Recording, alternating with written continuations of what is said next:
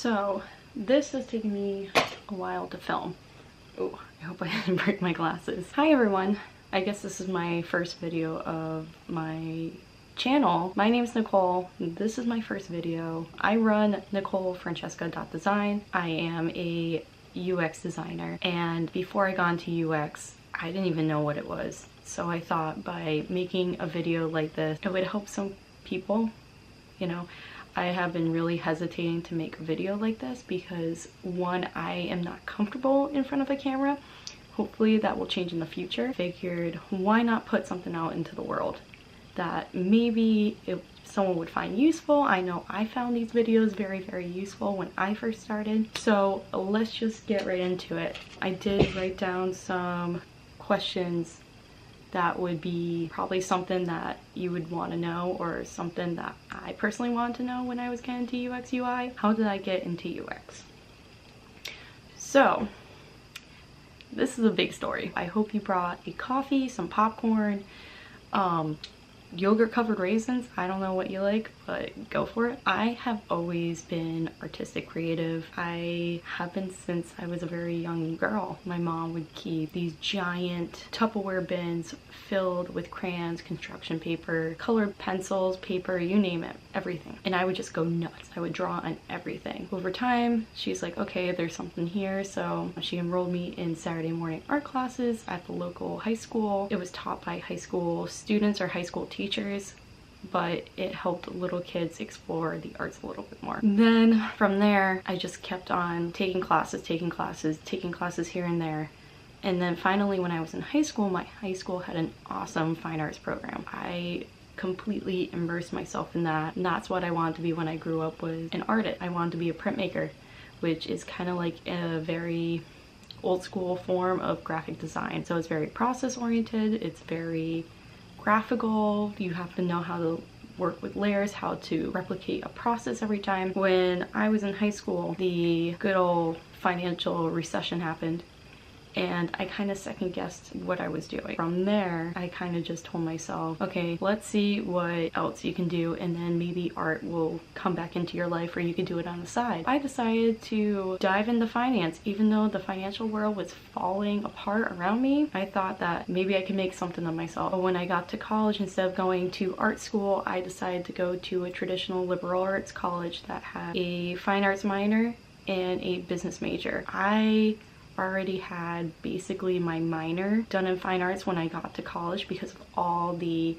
AP honors, you name it, portfolio classes I took. So it was mostly business, and then I did a few internships, graduated, and then was stuck for a job. I worked several jobs that I knew weren't for me. My first one straight out of school was for a law firm doing billing for them. I thought it was something completely different from what the recruiter told me. Let's just say that didn't work out. If you want a story time about it, just let me know. From there, I was unemployed for a short time. It wasn't even probably a week, and then I got a job in a large bank doing operations, which basically means pressing a button all day long and just typing in a few numbers. It was a temp job. I didn't want to work temp forever. It didn't pay very well. Eventually, I found another recruiter that said, hey, I need someone to do something similar to what you're doing. It pays a lot better, you'll have better benefits, etc., etc. It's right down the street. And this was all in Boston, Massachusetts, just to give you guys like a location. So very expensive living, but lots of job opportunities. So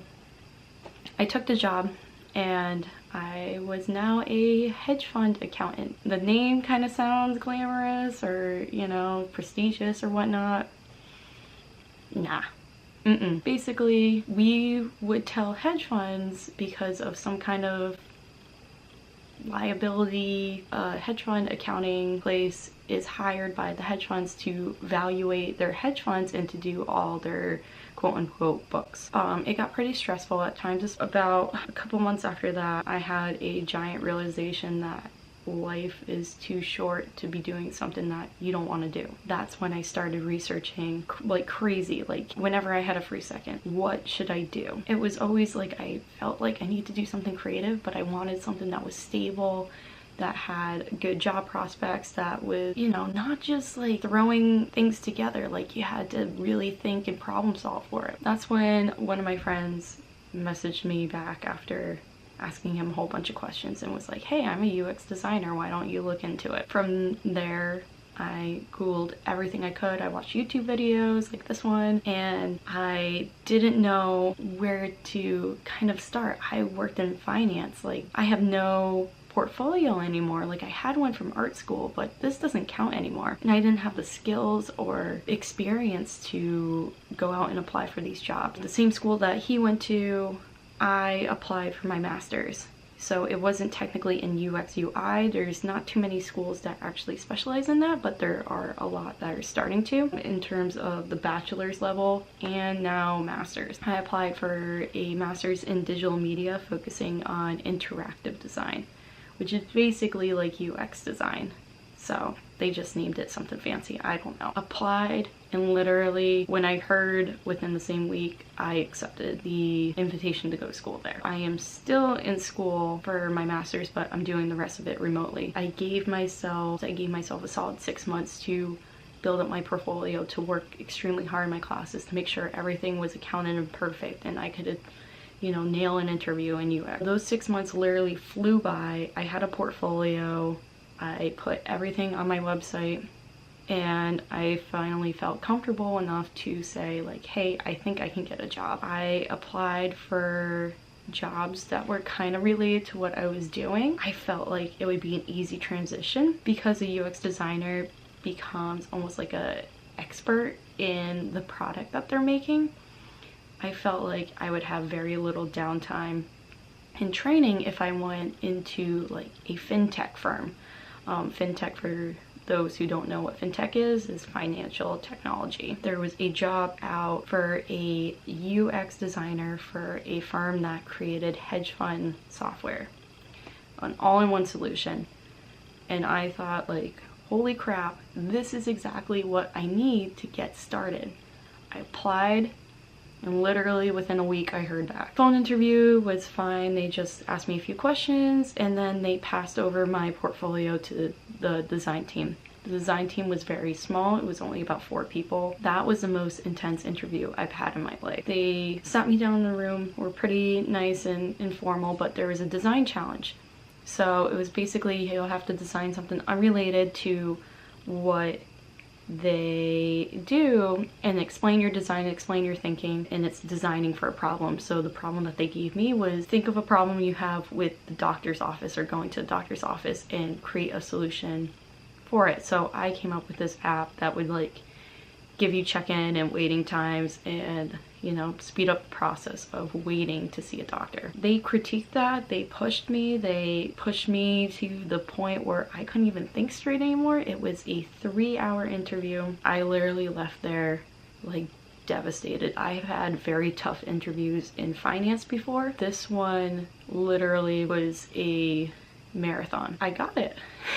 I worked at the fintech firm for about 10 months when I finally kind of decided Boston's not for me. I'm not making money as much as I want to. Like, UX designers make great money in Boston, but I felt like I wanted to be closer to my family and whatnot, so I took a job back in Connecticut for a public sector job, let's just call that. So now I'm a UX designer in the public sector. Now that I'm home and I am finishing up my thesis for my master's, I really wanted to get more into client-based work and help people learn about UX. That's how I started my website, which I will have a whole video on me redoing my website. How can you get into UX? I say take my story as an example because a lot of people that I have listened to have said similar things.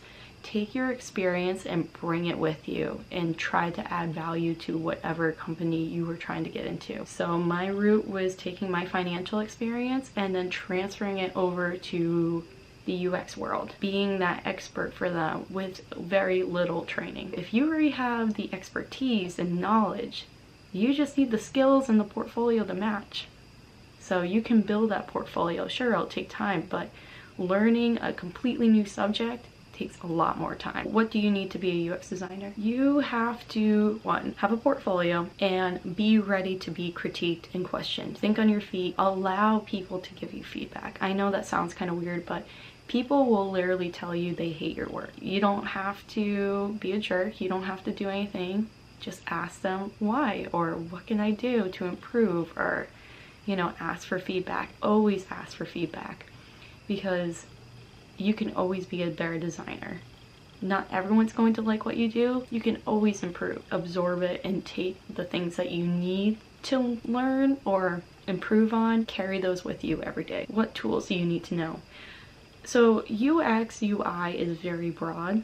A UX designer could work at Disney World and design the whole experience for the rides. A UX designer could do something like I do, which is web-based technologies. A UX designer could work in AR, VR, which is virtual reality, augmented reality. You have to know some basics. One is design. What is a color, line, texture? How do you design? You want to be able to at least have some design background to understand, like, what am I creating? How is the best way to solve this problem with a design? The other thing is to know a bit about psychology and how people react in certain situations. You aren't going to want to put a red button on everything, because red technically means danger, or, you know, do not press unless it's an emergency, stop, etc. So you do need to know some psychology. You also have to know what area of UX you're going into. If you were going into like Google, you're going to want to know some languages and at least understand how they work. So then when you work with a developer, you are on the same page and you understand the limitations of what your design can and cannot be. You don't have to know how to code necessarily. Like, I'm not a fantastic coder, but I know how to mock things up and say this is how it should interact. You should also know, if you go into anything, how to use design software, how to use the Adobe suite, how to build a mock-up, how to build an interaction. Be able to communicate that to whoever is going to work on it. Some software that I personally use, and I think that anyone who gets into the website of things should know, is definitely Adobe XD, Adobe Photoshop, Illustrator, probably it for the Adobe suite. There's probably a ton that you can do with the Adobe suite that I'm not mentioning just to keep this video short. Definitely know Sketch, that is the industry standard. Sketch is $99 to install on a Mac only, while Adobe you can use on any machine for student 20 bucks a month, and the full suite for 50. Know how to build out your portfolio online and be able to have it easily accessible to people. What do you need to show employers? You definitely need to be able to have your portfolio readily available, make sure that it's live and working, and you can bring a paper version with you. I recommend that as well, because sometimes if you are being hired by a non-design eccentric firm, they won't necessarily look at your portfolio. That can be a talking point too, is bringing it in with you. You can get it professionally printed in a nice book, or you could just print it out on some paper. You should also have your resume reflect the work that you've done. In some cases, you won't be able to show what you've done in your previous job, so you can kind of make something on the fly that reflects like, hey, I know how to do X, Y, and Z. The other thing is to make sure that you have your own brand. That's what I'm trying to do right now. You need to kind of say to the world, this is who I am, and to these companies that when you hire me, you get all these fantastic things. So I hope this video helped in some way. You can reach out to me on nicolefrancesca.design, and I hope to see you in my next video.